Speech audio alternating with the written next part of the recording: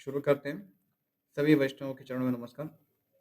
ओम अज्ञानतिमिरान्धस्य ज्ञानाञ्जनशलाकया चक्षुरुन्मीलितं येन तस्मै श्रीगुरुवे नमः। श्रीचैतन्यमनोभीष्टं स्थापितं येन भूतले स्वयं रूपः कदा मह्यं ददाति स्वपदान्तिकं। वाञ्छाकल्पतरुभ्यश्च कृपासिन्धुभ्य एव च पतितानां पावनेभ्यो वैष्णवेभ्यो नमो नमः। श्रीकृष्णचैतन्य प्रभु नित्यानन्द श्री अद्वैत गदाधर श्रीवासादि गौरभक्तवृन्द। हरे कृष्ण कृष्ण कृष्ण हरे हरे, हरे राम राम राम हरे हरे। सभी का स्वागत है श्रीमद् वाल्मीकि रामायण कथा में। हम पढ़ रहे थे छठा सर्ग और उसमें आरंभ में महाराज दशरथ के विशिष्ट जो गुण थे, जिनके कारण वे बहुत ही सुचारू रूप से अयोध्या में शासन कर पा रहे थे, तो उन गुणों की हमने चर्चा की और इसी प्रसंग में किस प्रकार से आदर्श शासक होने चाहिए या शासक कैसे होने चाहिए, इसकी चर्चा की। आगे बढ़ते हुए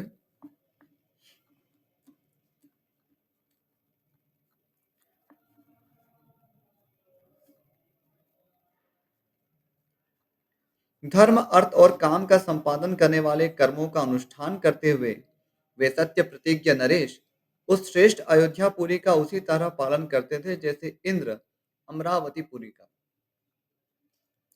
उस उत्तम नगर में निवास करने वाले सभी मनुष्य प्रसन्न, धर्मात्मा, बहुश्रुत, निर्लोभ, सत्यवादी तथा अपने अपने धन से संतुष्ट रहने वाले थे।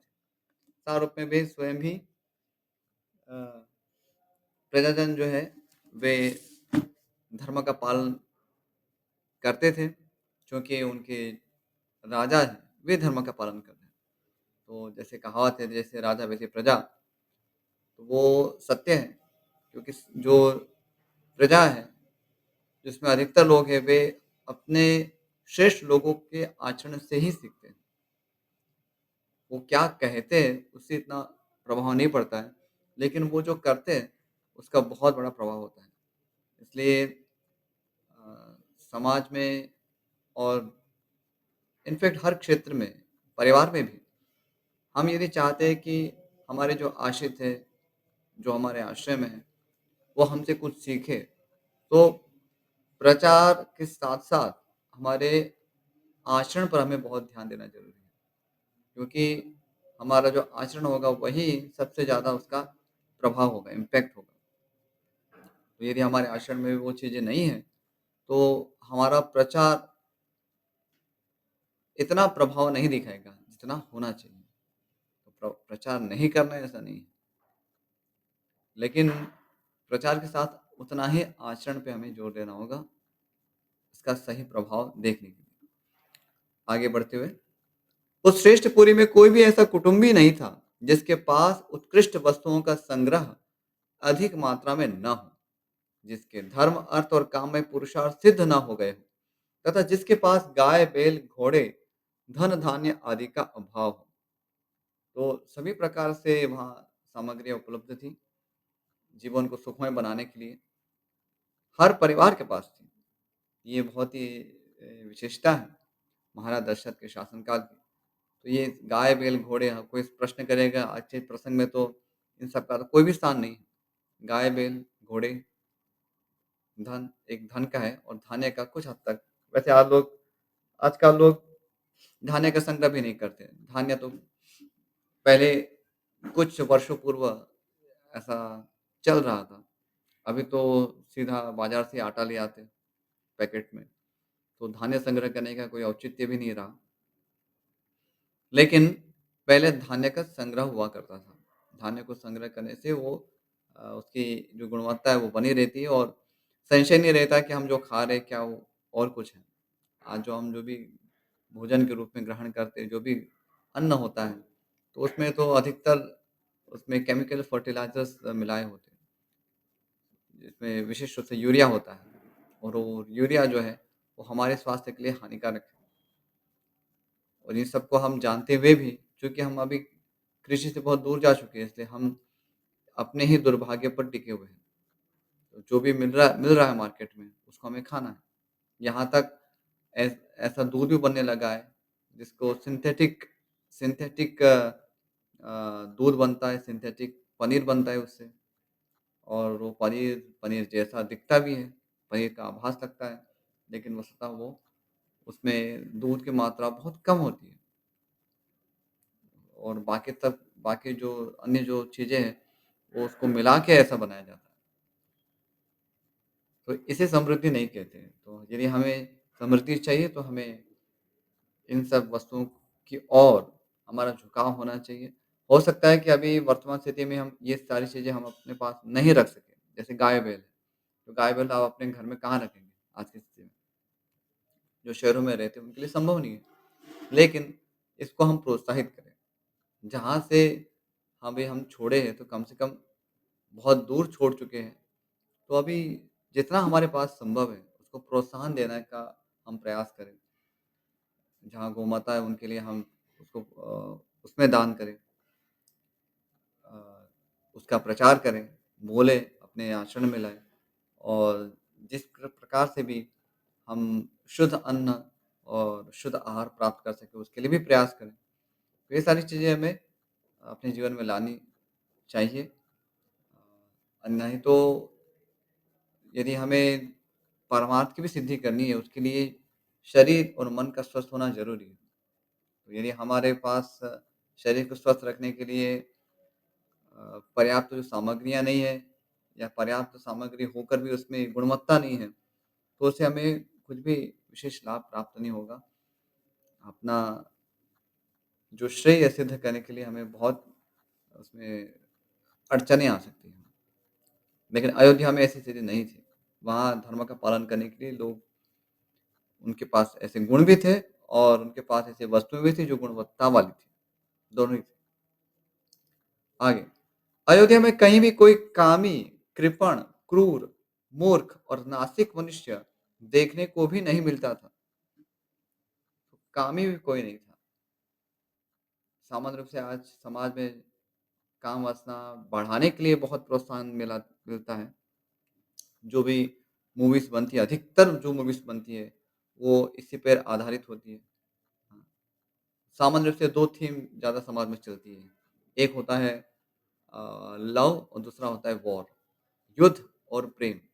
इन 2 विषयों पर ही अधिकतर मूवीज़ बनती हैं, अन्यथा वो मूवी फ्लॉप होगी। ये आप विश्लेषण से भी देख सकते हैं और एक साइकोलॉजी भी है। ये 2 चीज़ें हमें थोड़ी रोमांचक लगती है ना? इसलिए रामायण और महाभारत दोनों में यही है, प्रेम और युद्ध।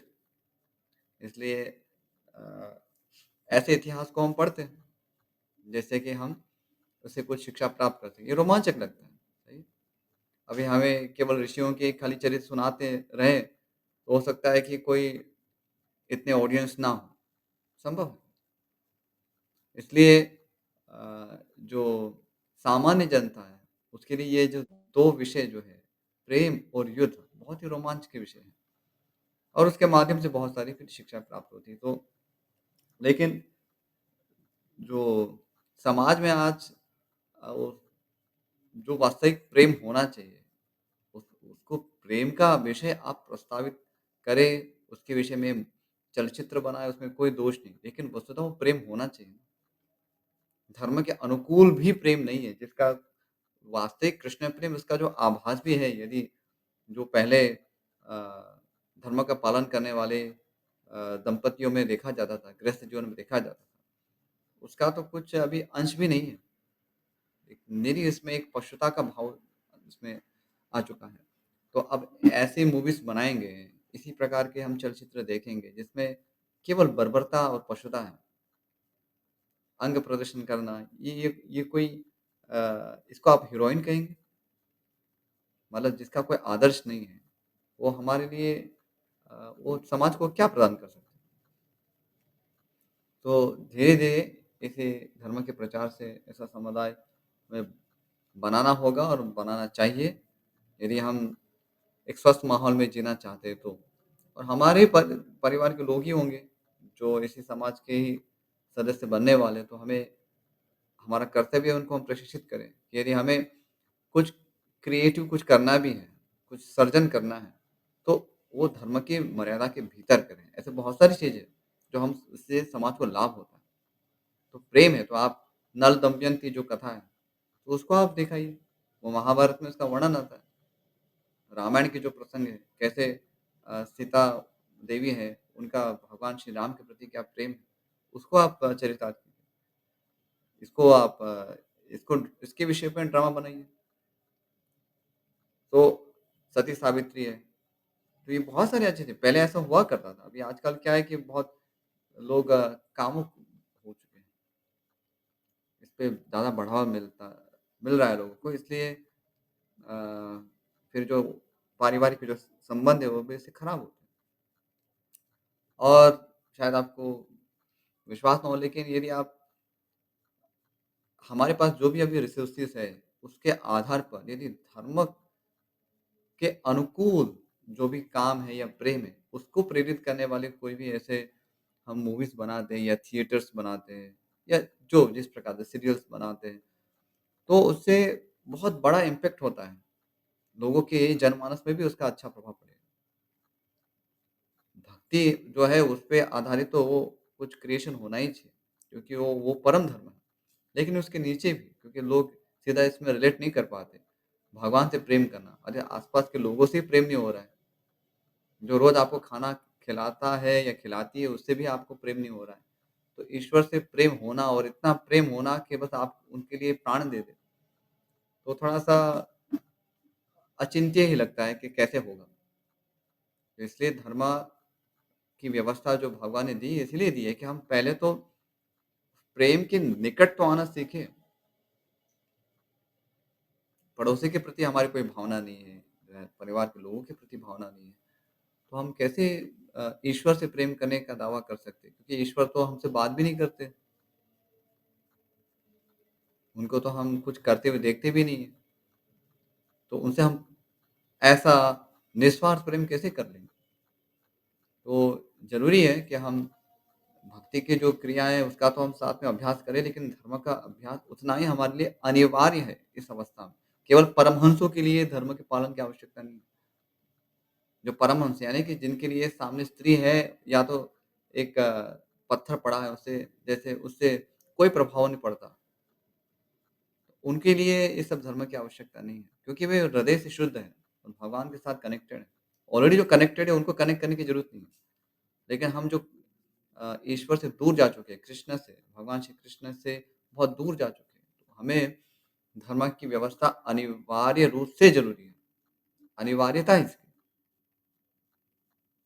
इसलिए तो हम महाभारत पढ़ रहे हैं, जिसमें आप स्टेप बाय स्टेप हम इन परम धर्म की ओर कैसे हम अग्रसर हो सकते हैं, उसको समझ सकें। तो दाम्पत्य जीवन है वो एक समाज की नीड है, वो भी एक इमोशनल नीड है ना, क्योंकि वो प्रेम जो होना वो एक इमोशनल नीड है। लेकिन भगवत प्रेम के स्तर तक नहीं पहुँचे तो कुछ तो नीचे तक चाहिए ना। अचानक से आप सीधा तो जंप लगा नहीं पाएँगे। तो उसका कुछ तो अनुभूति होनी चाहिए। प्रेम होता क्या है? कोई समर्पण ही नहीं देखा, किसी ने त्याग ही नहीं देखा, तो हम सीधा कैसे भगवान से प्रेम करने लग जाएँगे?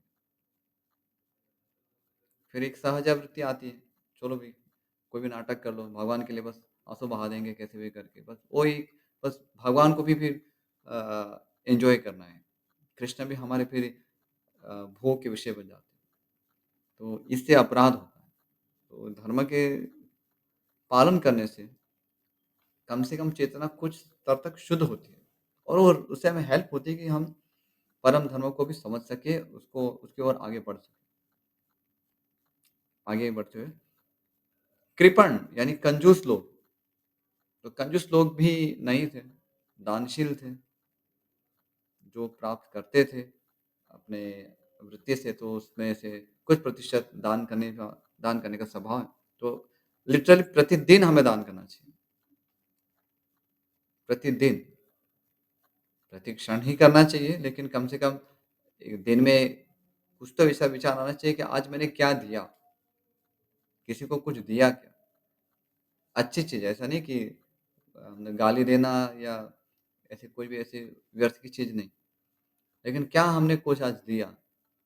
ये होना चाहिए, क्योंकि जो द्विज होते हैं, उनका एक विशेष कर्तव्य है कि उनको रोज़ दान देना है।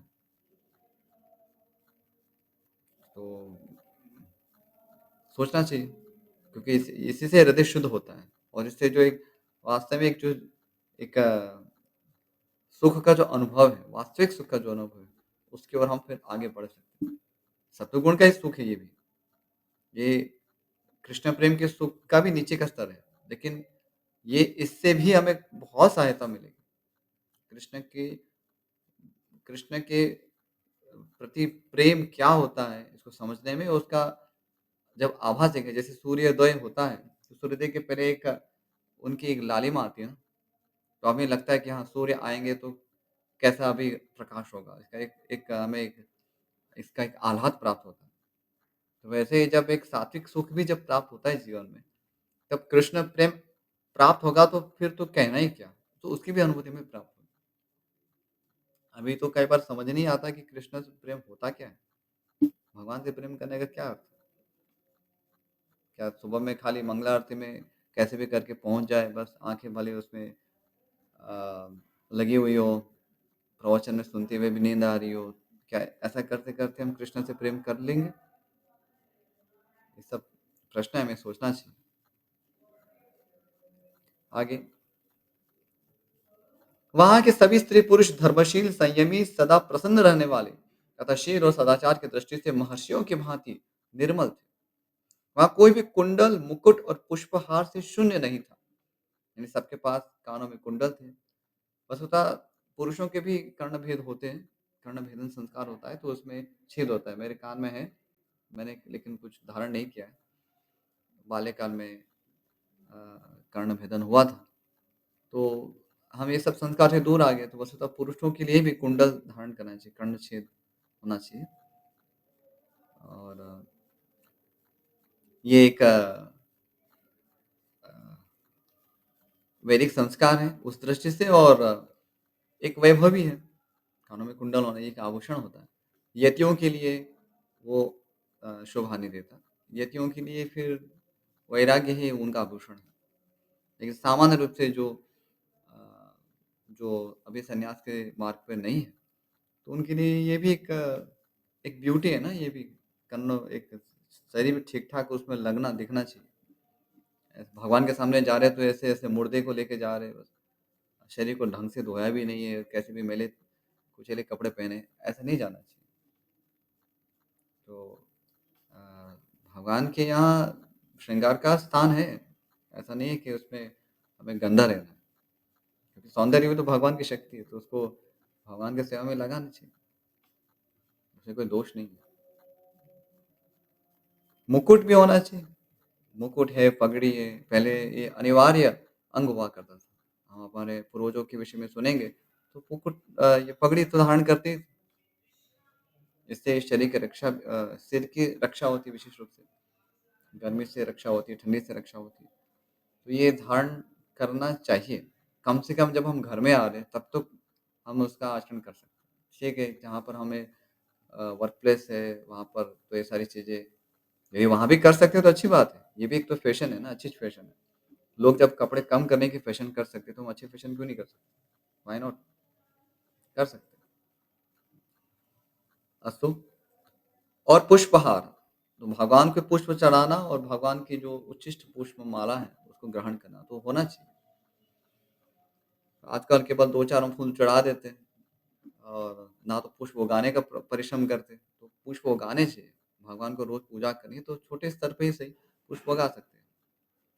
कम से कम नहीं उगा सकते तो अ, बाज़ार से खरीद के ही सही भगवान को पुष्पमाला देनी चाहिए, उसको धारण करनी चाहिए।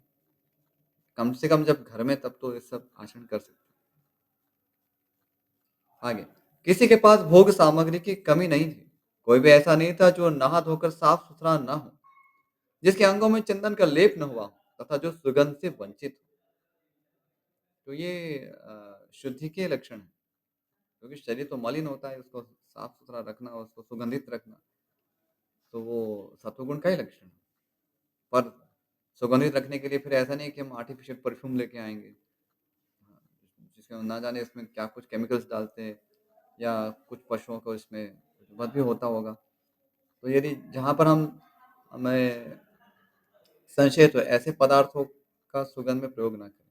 तो जो प्राकृतिक रूप से जो जो सुगंधित पदार्थ है, उसका प्रयोग कर सकते हैं। विशेष रूप से जो गृहस्थ ब्रह्मचारी के लिए तो सुगंध से दूर रहना ही उनके लिए धर्म है, तो वे इसलिए उसका पालन नहीं करते हैं। हाँ, भगवान का जो उच्छिष्ट है उच्छिष्ट सुगंध जो है, प्रसाद के रूप में जो सुगंध है, उसको ग्रहण कर सकते हैं।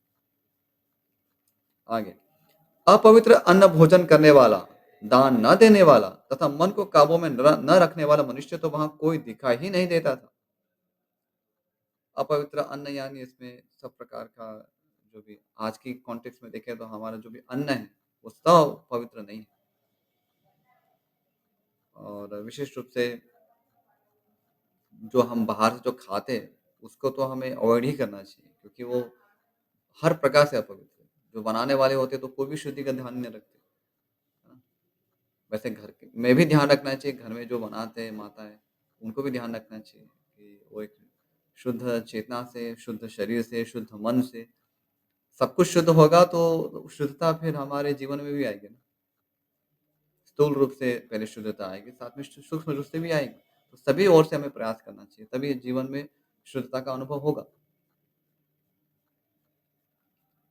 कोई भी ऐसा पुरुष देखने में नहीं आता था जो बाजूबंद, निष्क निष्क यानी कि स्वर्ण पदक या मोहर तथा हाथ का आभूषण यानी कड़ा आदि धारण न किए हो। ये आभूषण यानी ये ये भी एक वैदिक जीवन का अंग है, आभूषण धारण करना। तो केवल ये महिलाओं के लिए नहीं है, माताओं के लिए केवल नहीं है, पुरुषों के लिए भी। पुरुष भी ये सब आभूषण धारण करते थे और ये एक ऐश्वर्य भी है। अयोध्या में कोई भी ऐसा नहीं था जो अग्निहोत्र और यज्ञ न करता हो, जो क्षुद्र, चोर, सदाचार शून्य अथवा वर्ण संकर हो। तो सभी अपने धर्म का पालन करते थे, इसलिए सदाचारी सभी थे। और जब धर्म का पालन करते तो विवाह भी इसी प्रकार से होते, योग्य वर्ण में और अच्छी प्रकार से माता पिताओं की सहमति से और धर्म को दृष्टि रखते हुए विवाह होते थे। आजकल ऐसा नहीं, जैसे बस हमें एक दूसरे को हम पसंद करते हैं इसलिए हमने विवाह कर लिया। वो विवाह भी केवल एक औपचारिकता के लिए केवल कर लिया, तो वो उसको विवाह नहीं कहते। हम केवल कोई भी कार्य को औपचारिकता के लिए करें और उसको फिर हमें उसकी संज्ञा हम विवाह दे दें, तो वो ठीक नहीं है। अब हम कुछ नहीं कर रहे और कुछ कर रहे हो तो वो भी प्रशंसनीय ही कहा जाएगा, कम से कम उतना भी कर रहे हैं। लेकिन विवाह वस्तुतः एक पवित्र जीवन के लिए एक कमिटमेंट होता है और उसमें सब प्रकार के इमोशंस है। ऐसा नहीं है कि आप कोई ये ना समझे कि भई भक्ति है तो भई इसमें तो भगवान तो सब भोग कर रहे हैं और उनके जो भक्त हैं वो तो सब इससे वंचित हैं, ऐसा नहीं। तो भगवान कोई इतने कृपण नहीं है, भगवान कृपण है, भगवान तो परम उदार है। भगवान ने सब ऐश्वर्य दिए हुए हैं, लेकिन पवित्र तो होना चाहिए ना, पवित्र तो होना चाहिए। स्त्री भी पवित्र चेतना नहीं पुरुष के प्रति, पुरुष की पवित्र चेतना नहीं स्त्री के प्रति। तो ऐसे अपवित्रता में तो केवल पशुता ही बची ना, उसमें पवित्र क्या बचा?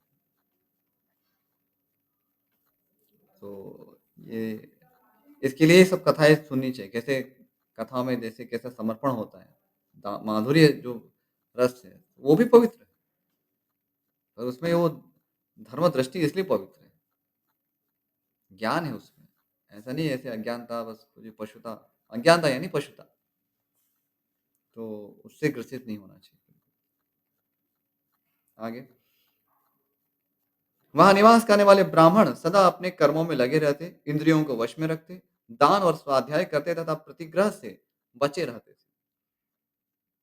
तो ब्राह्मण भी सदा जितेंद्रिय हुआ करते थे, दानशील हुआ करते थे, स्वाध्यायशील, वेदों का अध्ययन करना, उसको समझना, उसका आत्मसात करना और उसको फिर लोगों को उसका प्रचार करना। प्रतिग्रह से दूर रहना, प्रतिग्रह यानी कि दान को ग्रहण करना। तो दान को ग्रहण करना वैसे ब्राह्मणों के लिए वो उनके कर्मों में आता है कि वे ग्रहण कर सकते हैं, दूसरों का दान ग्रहण कर सकते हैं। दान देना तो सभी को कर देना है, सभी को दान देना है, लेकिन दान लेना जो है, वो ब्राह्मणों का ही उसमें अधिकार होता है, क्योंकि वे तपस्वी होते हैं और अपनी तपस्या से वो जो भी उसमें कर्मफल आता है, क्योंकि जो दान देता है अपना कर्म भी उसमें देता ही है, अपना कर्मफल उसमें प्रवाहित होता है। तो उसको वो भस्म कर सकते हैं, इसलिए वो दान ग्रहण कर सकते हैं।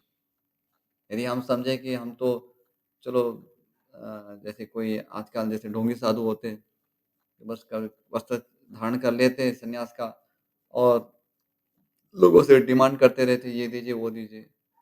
उससे फिर उनका पतन होता है। उनकी चेतना उससे निम्न होगी और उसको उन्हें भोगना पड़ेगा। हो सकता है कि यदि बहुत अ, विकृत परिणाम ना आए लेकिन उनको उस सब को चुकता करना होगा। जितना भी कर्मफल हम ले रहे हैं, यदि हमारा सामर्थ्य नहीं है तो हमें उसको नहीं लेना चाहिए। लेकिन जो कर्म के सिद्धांत में विश्वास नहीं रखते, केवल आडंबर करते हैं, तो उनका फिर दुर्गति प्राप्त होती है। संसार में हम देखते हैं ना बहुत सारे लोगों की बहुत दुर्गति बहुत होती है। कई बार दया आती है उनके विषय में श्रवण करने पर भी। तो ये सब दुष्परिणाम है। हम यदि ऐसे उटपटांग काम करते हैं जीवन में अ, बिना उत्तरदायित्व के जीवन जीते हैं, तो फिर हमें भोगना पड़ता है। ऑफ कोर्स भक्ति के अनुशीलन से हम कभी भी अपने आप को ऊपर उठा सकते हैं, लेकिन ये सब भोगना तो पड़ता है। कई-कई लोग हैं उनके लिए बहुत सुखमय होता है, भौतिक जीवन भी सुखमय होता है। तो और उनमें बहुत सारे गुण भी होते हैं, बाल्यकाल से अच्छे गुण होते हैं। तो ये सब पूर्व जन्म का परिणाम है। तो यदि आप जैसे उत्तम कर्म करेंगे तो आपका भावी जन्म है या ऊर्ध्व गति वो सुनिश्चित है। आगे, वहाँ कहीं एक भी ऐसा द्विज नहीं था जो नास्तिक, असत्यवादी, अनेक शास्त्रों के ज्ञान से रहित, दूसरों के दोष ढूँढने वाला, साधन में असमर्थ और विद्याहीन हो। यानी बहुत ही एक प्रकार से कहेंगे तो एक धर्मात्मा व्यक्ति थे ब्राह्मण और द्विज जिसमें ब्राह्मण, क्षत्रिय, वैश्य तीनों आ गए। उस पुरी में वेद के 6 अंगों को न जानने वाला, व्रतहीन, सहस्त्रों से कम दान देने वाला, दीन, विक्षिप्त चित्त अथवा दुखी भी कोई नहीं था। तो सब वेदांगों का ज्ञान रखते थे। वेदांग यानी 6 चीजें होती हैं, शिक्षा, कल्प, व्याकरण, निरुक्त, छंद, ज्योतिष। तो ये 6 वेदांग हैं। तो सभी लोग इससे परिचित थे। व्रत व्रत किया करते थे, यानी तपस्या हुआ करती थी। और दान तो सहस्त्रों में दिया करते थे, 1-2 नहीं, दान यानी सहस्त्रों में। तो इतना उदार चित्त होना। हम सोचते दान, फिर हम सोचते यार थोड़ा कुछ यार थोड़ा-सा पहले होता है ना जैसे अब ₹100 उसमें से मतलब चवन्नी निकाल के देंगे। ऑफ कोर्स योग्य पात्रों को देना चाहिए, ऐसा नहीं। लेकिन भावना होनी चाहिए कि यहाँ जो आवश्यकता है, हमारे धर्म के अनुसार हमें जहाँ देना चाहिए, वहाँ वहाँ देना चाहिए। उसमें संकोच नहीं करना चाहिए क्योंकि बाद में भविष्य तो किसने देखा है कि हम देंगे या नहीं देंगे। भविष्य में ज़्यादा विश्वास नहीं करना चाहिए। जो है अभी का वर्तमान में प्रवर्तन्ते विचक्षणः वर्तमानेन कालेन प्रवर्तन्ते विचक्षणाः। जो बुद्धिमान लोग होते हैं वर्तमान में जीते, क्योंकि जो बीत चुका है उसको तो हम ला नहीं सकते हैं और भविष्य हमारे हाथ में है नहीं। तो करना क्या है फिर? जो करना है वर्तमान में करना है। अस्तु। अयोध्या में कोई भी स्त्री या पुरुष ऐसा नहीं देखा जा सकता था जो श्रीहीन, रूप रहित तथा राजभक्ति से शून्य हो। तो ऐश्वर्य से युक्त थे सभी, रूपवान थे। क्योंकि ये भी धर्म पालन करने का एक परिणाम है। स्वाभाविक रूप से एक सौंदर्य प्रकट होता है धर्म पालन करने से। और राजभक्ति, तो राजभक्ति अर्थात अपने जहाँ पर वो रह रहे जो शासन है तो उसके प्रति निष्ठ थे। ऐसा नहीं था कि उसके साथ दगा देंगे। क्योंकि हम इतिहास में देखते हैं बहुत ऐसे शासन टूटे हैं, राजाओं के साम्राज्य नष्ट हुए क्योंकि उनके साथ कुछ न कुछ ऐसे छल करने वाले लोग थे। तो महाराज दशरथ का शासनकाल ऐसा था कि वहाँ पर ऐसा धोखा देने वाला, राजा के साथ दगा करने वाले लोग, ऐसे लोग नहीं थे। तो एक अ, सुशासन का एक परिचय परिचय है, जहाँ पर राजा बहुत ही अच्छे हैं और अ, सभी प्रकार से इंश्योर कर रहे हैं कि धर्म का पालन हो, तो वहाँ बहुत अच्छी व्यवस्था होती है। कलयुग के प्रभाव से धीरे-धीरे जो नीचे अधोपतन हो रहा है समाज का, तो उसमें भी हम कुछ न कुछ तो इम्प्रूवमेंट कर ही सकते हैं। और जितना सज्जन लोग सक्रिय होंगे, इकट्ठा होंगे और इसमें कंट्रीब्यूट करेंगे, उतना ही हम एक बेहतर समाज बना सकते हैं। अस्तु तो यहाँ पर विराम करेंगे। इस विषय में यदि कोई प्रश्न, जिज्ञासा, संशय हो, पूछ सकते हैं। ये बहुत इम्पोर्टेंट पॉइंट्स है, इसलिए मैं इस पे थोड़ा ज़्यादा समय ले रहा हूँ।